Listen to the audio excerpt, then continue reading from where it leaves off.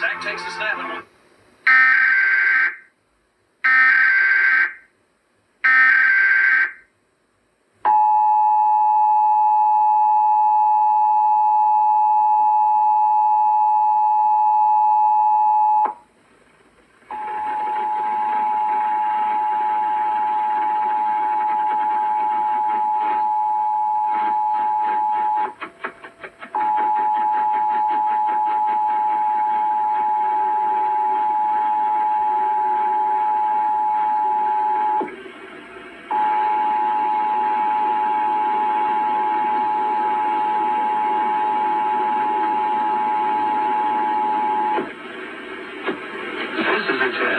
National Emergency Alert System.